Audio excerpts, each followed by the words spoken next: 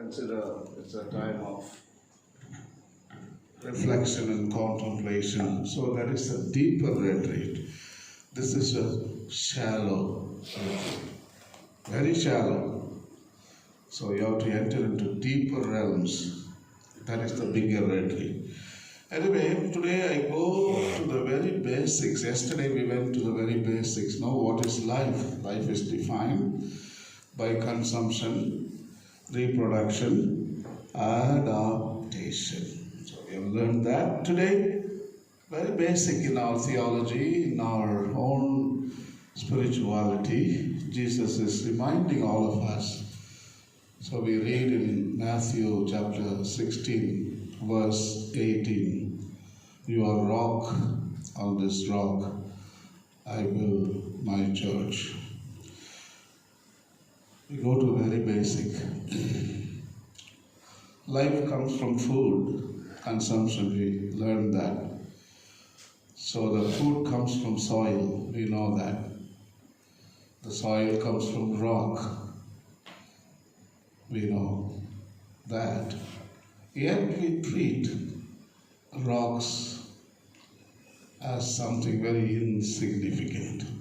We don't even meditate on them, contemplate on them. We don't put them on the desktop, in other words, in modern computer language. They are always found in recycle bin.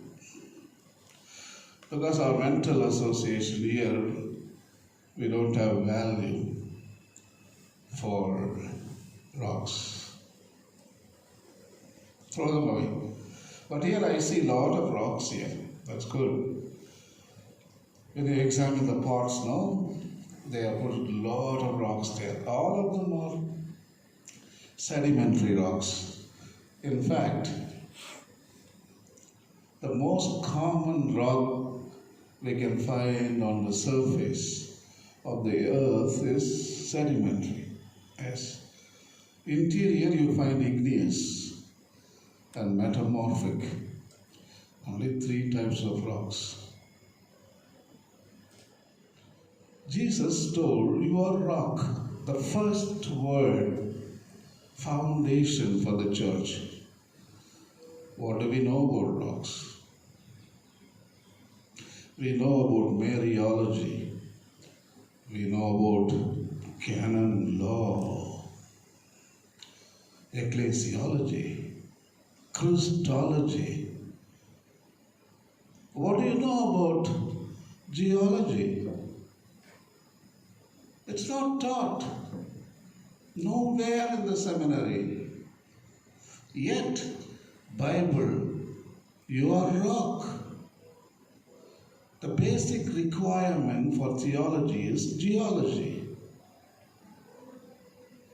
Geology to theology. That is how Jesus structured. In other words, rock symbolizes creation, basically. Very specifically, rock itself, because everything that rock was a being that came first in the cosmos, on planet Earth. We know that our planet was formed through accretion. That is the word they use, scientists, accretion. There was a rock, it attracted through gravity other particles, so it accretes, gathers, becoming big, big, big. Here we are. So now it is known as the first rock is known as a core. Core. Then comes mantle. Then comes crust.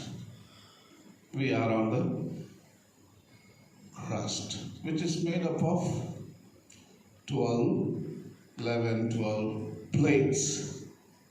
So these plates are shaking, we know that. Only thing we can't sense it. If there is seismograph, we can see the needle shaking like this. Yeah, we are sitting on a boat, in other words. Those plates are moving, but we don't feel the movement. They are sitting on technically on asthenosphere, which is the liquid fire. We are sitting on hell. We are sitting on hell.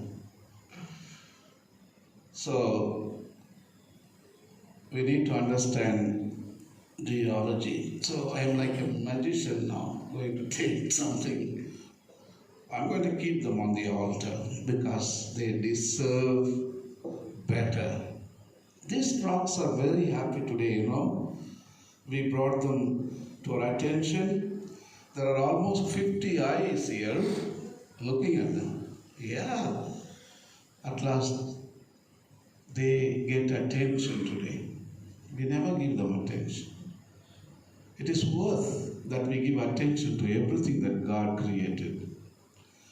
That is how we develop, we enter into communion with them. Remember that quote, human person grows more, matures more, to the extent that he or she enters into relationship with God, humans, creation. Yeah, we mature more. Here is the igneous rock. Only 3 rocks exist. Igneous, sedimentary, metamorphic. This is not a dirt on the altar. In our mental frame, immediately we say, oh, cloth is getting dirty. No, it is relationship. They relate. This fabric understands that I came from him. By touching him, I am not becoming dirty. I have grown more, matured more. So that is the kind of analogy I want to give to you today. This is igneous. Igneous means born out of fire. You have seen, everybody has seen igneous. For example, granite. In fact, when you enter the house here, on the right hand side, you have unconsciously laid a big piece of wall with rock, igneous. That is excellent, unconsciously. That is the foundation. Actually, these rocks are under the earth. We never place them on the top. But here, they are on the top to tell you, hey, this structure is laid on your rock, on this rock, I build my church. Basically, theologically, that illustration is, I tick off as excellent gesture. So when you enter, just stand there and you can go into contemplation today. That's what I'm trying to tell you. These rocks, they are extrusive and intrusive. Extrusive means they are formed outside the surface. When volcano spews out that liquid form of fire, it is known as lava. Inside the earth, it is called magma. So, as long as it is inside magma, we are sitting on magma actually. So, that magma is responsible for intrusive rocks.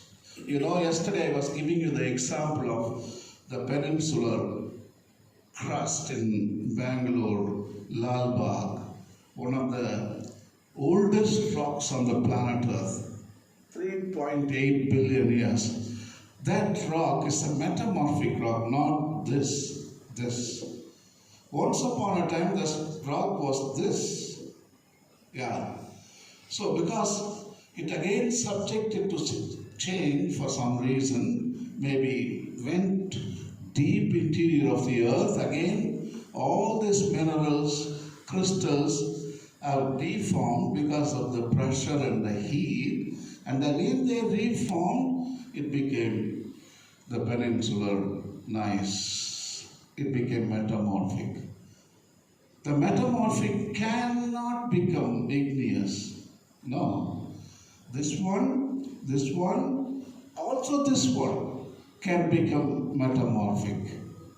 This is the rock which grows. Our people say, no, rock is growing. When you go to Tanjavur temple, they tell you that Nandi, no, it grows. It grows. Nandi doesn't grow, but that rock grew once upon a time. That is sedimentary rock. All the sedimentary rock grow by lithification. That is the process. You know what? Yesterday I talked about all the rocks subjected to the process called weathering of the rocks. Through wind, through water, through this roots of the plants, also organisms walk on them like ants. The weathering, this is the weathering. See here? It's already weathering there. Weathering of the rock. So, all the weathering particles, they are known as clasts. Clast means it can be pieces of rock or a chunk or a clast. This is a clast. This is a clast. This is a clast. This is a clast. So it is the pieces of, smaller pieces of rock is known as a clast.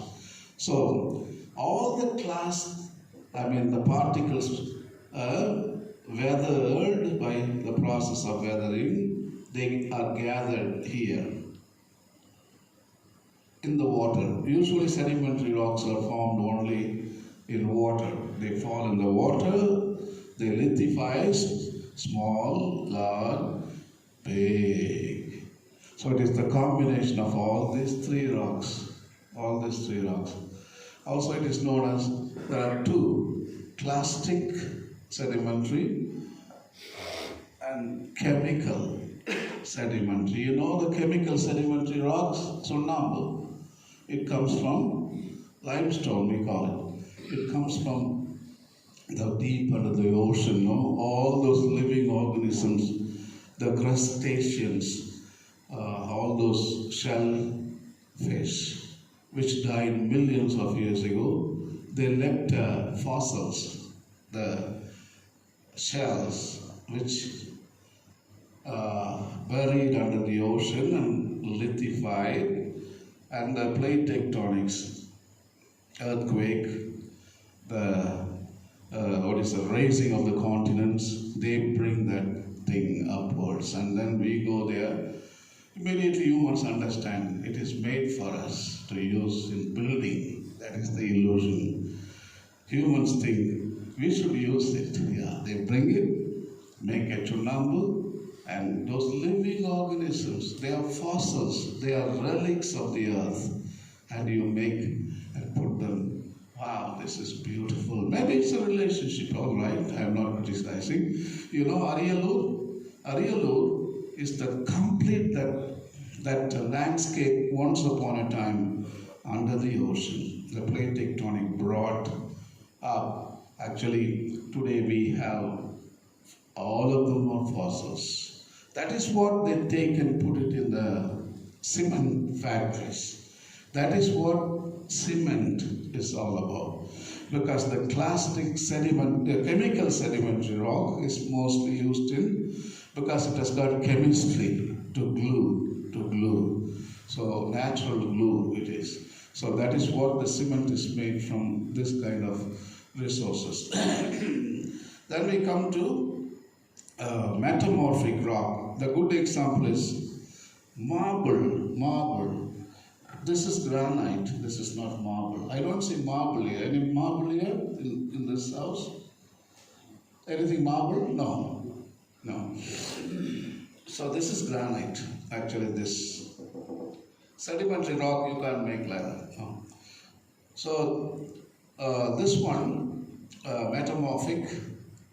As I said earlier, it was this once upon a time. It was this.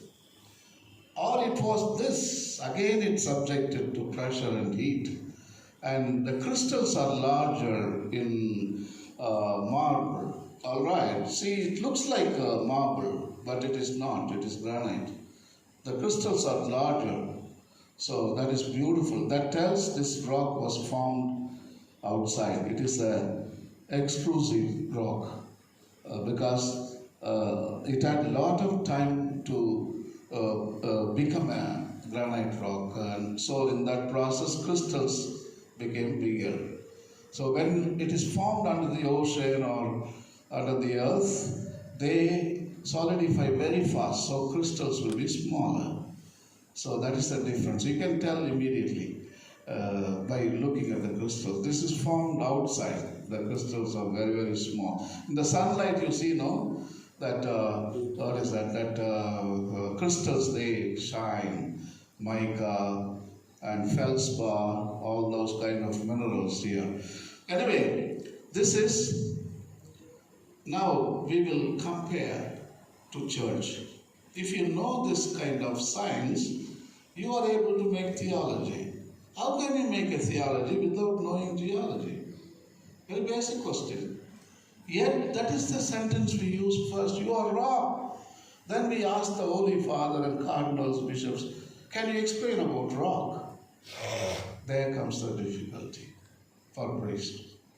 They don't know, absolutely don't know. What is rock? We know Mariology. Yeah? What is the use here, Mariology? You need to know this subject. Today there is no difference between Mariology and geology. They are all knowledge. We should know this first. So here now we can say, see, I told you granite is very strong. So church is strong. Simple explanation I'm giving. I'm not entering into complicated it. So it's a church is strong because Jesus told you are rock and foundation. We put foundation everywhere. This is the rock we use. Any strong structure is made by igneous rock. So now you can write volumes basing on this rock about the characteristic of the institution of the church. Here we come. Here is the sedimentary rock. I told you it is the lithification of different kinds of rocks, particles brought together, and it formed millions of years. All right. Now church is the combination of different kinds of truth. All right. Different cultures, different philosophies, different theologies, different kind of, especially the truth, known truth. Everything is embedded here. They gather through 2000 years of interaction. Lithification is known as interaction. So everything we incorporate. Second Vatican Council says it all, because every religion contains truth. They admit that church is the combination of many factors and many truths. So now you can interpret that way if you know what sedimentary is made up of.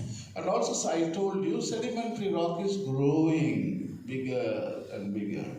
Now church, you compare that. Church is growing bigger and bigger. One day it's going to be huge. That is our utopian vision, that this rock is going to make the whole planet Earth. Yeah, you can say that. Maybe the symbolism is here, telling one day, if not Christianity in this present form, in another form, Christianity is going to fill the earth. Already sustainable development. You know, I told you earlier, it's already filling. That is the sedimentary rock. It is becoming larger, larger, larger. You can interpret. Many things you can interpret. This is the, actually this is not the metamorphic rock. It looks like that, but I brought it for an example.